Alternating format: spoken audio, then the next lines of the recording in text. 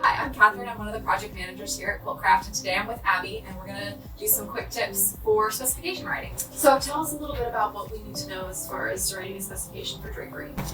So when we receive an RFQ, that's also a request for quote or bid, the first thing we need to know is how big the window opening is. Also the ceiling height. Those are the two most important things.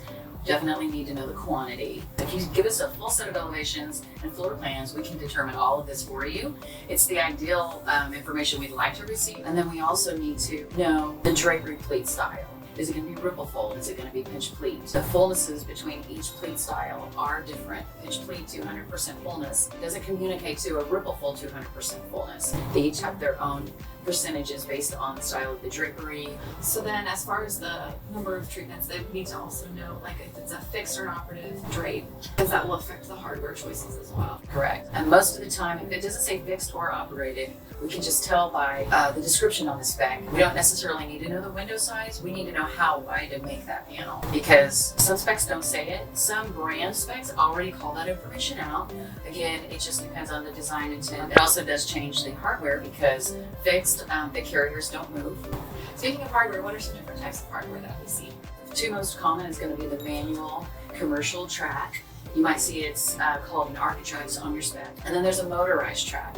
Same look of the track, but it's all motorized, doesn't need a baton to be traversed. Another type of hardware is decorative hardware. That dresses up the treatment. It eliminates the need for a top treatment, the wood cornice or the valance. If a decorative hardware is called out, we tend to bid our running line, Copia collection, and all we really need to know is the finish and the finial style. What about batons? Batons are needed for any drapery that's not motorized. They need to be able to traverse the drape. The brand specifications on programs or SRDs call for the color of a baton. Is it white? Is it clear? We also have a metal baton. It's decorative. A lot of designers love it. If this is not called on the specification, we're going to immediately quote the baton mounted on the outside of the panel. The guest tends to go in looking for that baton. They yank on the panel. They start to traverse the drape with the panel and ultimately causing damage to the hardware. That's why we encourage the outside mounted baton. If you don't like the look of that baton on the outside of the panel, or a metal baton, they can accentuate the room. The finish can match the finish on the case goods. I mean, you could do things with that. And another great thing about baton, you can do baton that's ADA compliant. It's got a hole in it. And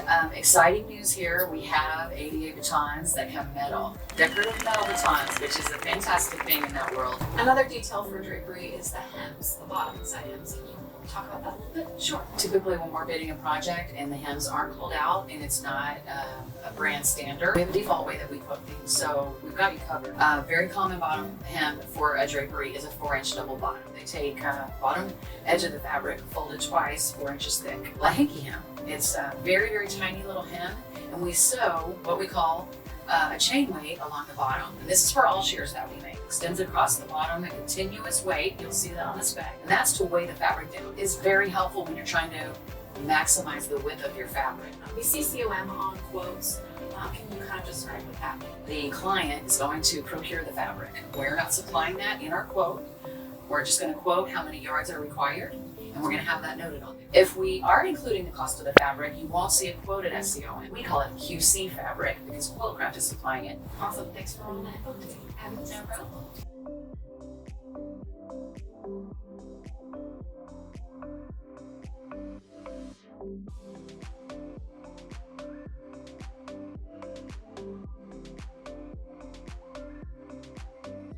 If you have any other questions, go to our website, www.quiltcraft.com. There's tons of resources on there on our resource page and also blog posts. So you can use the search function to search for any type of thing that you might have questions about. And if you can't find something that you're looking for, something specific, feel free to reach out to your sales manager, your project manager. We're happy to help. There's a spot on the website where you can submit a question, suggestion for a blog post, or some other resource that you might find helpful as well. Again, www.quiltcraft.com. Thanks so much. Thanks, guys.